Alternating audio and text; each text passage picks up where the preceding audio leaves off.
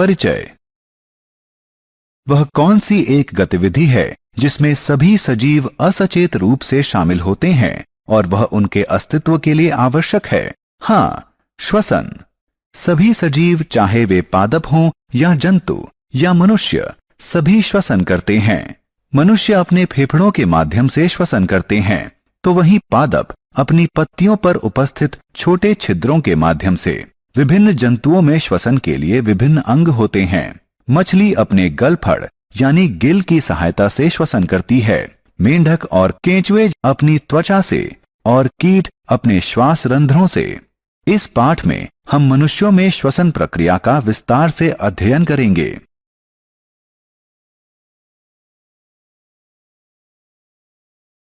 उद्देश्य। इस पाठ के अंत में आप निम्न करने में सक्षम हो जाएंगे: वायवीय और अवायवीय श्वसन में विभेद करना, फुफ्फुस श्वसन को परिभाषित करना, कोशिका श्वसन को परिभाषित करना, मनुष्यों में श्वसन की प्रक्रिया का वर्णन करना।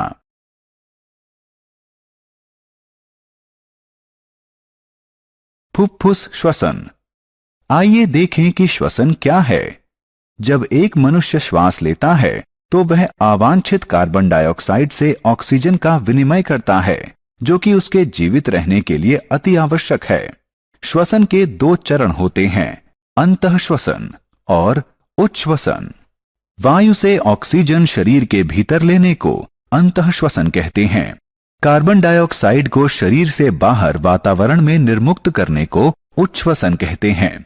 अंतःश्वसन के समय हमारा वक्ष फूलता है क्योंकि फेफड़ों में ऑक्सीजन भरी होती है, जबकि उच्छ्वसन के समय वक्ष पिचक जाता है क्योंकि फेफड़ों से कार्बन डाइऑक्साइड निर्मुक्त हो जाती है। इस तरह के दृश्यमान श्वसन को बाह्य या फुफ्फुस श्वसन कहते हैं। कोशिका श्वसन। अब हम आंतरिक या कोशिका श्वसन के बारे में जानेंगे। इस प्रक्रम में मनुष्य के शरीर के अंदर मौजूद कोशिकाएं कोशिका भित्ति के द्वारा अवांछित कार्बन डाइऑक्साइड का ऑक्सीजन से विनिमय करती हैं। हमारे शरीर को विभिन्न क्रियाकलापों के लिए ऊर्जा की जरूरत होती है। यह ऊर्जा हमारे द्वारा ग्रहण किए आहार के ग्लूकोज में विखंडित होने से उत्पन्न होती है। आहार के विखंडन के लिए अंतःश्वसन से प्राप्त ऑक्सीजन की आवश्यकता होती है। अतः कोशिका श्वसन वह प्रक्रम है जिससे कोशिकाएं भोजन से प्राप्त ऊर्जा का उपयोग करती हैं।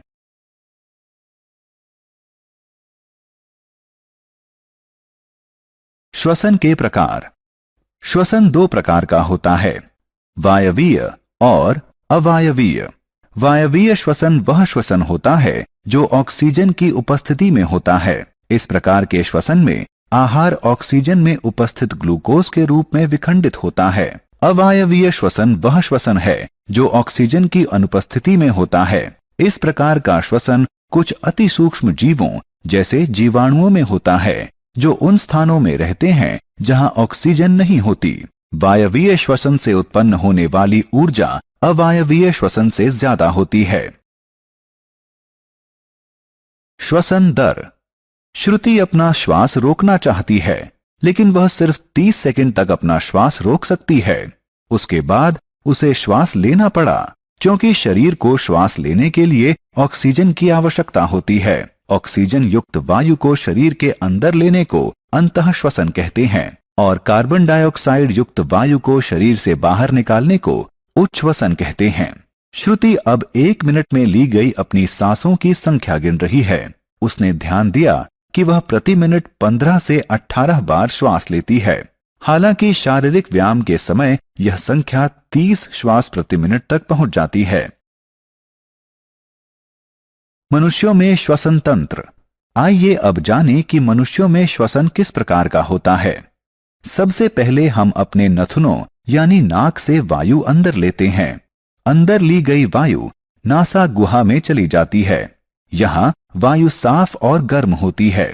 अंदर ली गई वायु नासा गुहा से गले में आ जाती है और वायु नली में प्रवेश करती है, जिसे श्वास नली कहते हैं। श्वास नली से यह हमारे दोनों फेफड़ों यानी फुफ्फुस में पहुंचती है, जो कि वक्ष गुहा में स्थित होता है। वक्ष गुहा दोनों तरफ पसलियों से घिरी होती है। ये पसलियां एक पिंजरनुमा आकृति बनाती हैं, इसलिए इन्हें पसलियों का पिंजर कहा जाता है। एक बड़ी पेशीय परत जो डायफ्राम कहलाती है, वक्ष गुहा को आधार प्रदान करती है। अंतः श्वसन और उच्छ्वसन के समय डायफ्राम और पसलियों के पिंजर में गति दिखती है। एक बार अंदर ली गई वायु फेफड़ों में पहुंच जाती है, फिर यह फेफड़ों में स्थित छोटे कोशों, जिन्हें वायु कोष्ठिका कहते हैं, में प्रवेश करती हैं। यहाँ वायु कोष्ठिका में गैसों का विनिमय होता है, यानी कार्बन डाइऑक्साइड के बदले ऑक्सीजन ली जाती है। वायु कोष्ठिका में उपस्थित ऑक्सीजन रक्त में जाती है और कोशिका श्वसन में प्रयुक्त होती है। रक्त में उपस्थित कार्बन डाइऑक्साइड वायु कोष्ठिका में आ जाती है और उच्छ्वसन के माध्यम से मनुष्य के शरीर से बाहर निकाल दी जाती है। अंतःश्वसन और उच्छ्वसन। जब हम श्वास अंदर लेते हैं या अंतःश्वसन करते हैं तो पसलियां ऊपर को गति करती हैं और हमारा डायाफ्राम सिकुड़ जाता है और नीचे को गति करता है। यह हमारी वक्ष गुहा के आयतन को बढ़ा देता है, जिसमें हमारे फेफड़े फैलते हैं। जब हमारे फेफड़े फैलते हैं तो वायु हमारी नाक और मुंह द्वारा अंदर ली जाती है। वायु श्वास नली से होकर हमारे फेफड़ों तक पहुंचती है।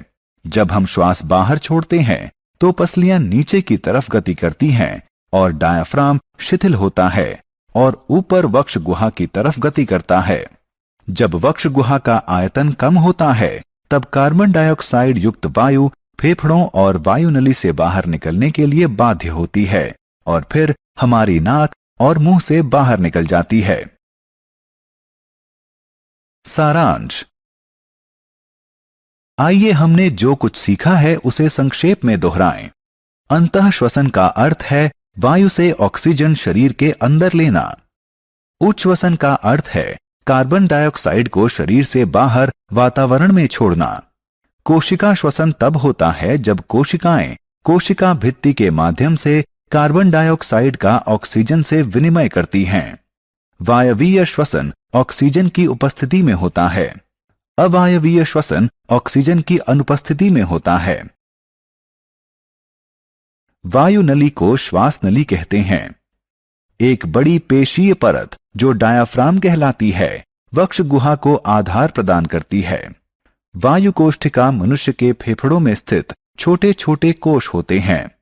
वायु कोष्ठिका में ऑक्सीजन का कार्बन डाइऑक्साइड से विनिमय होता है।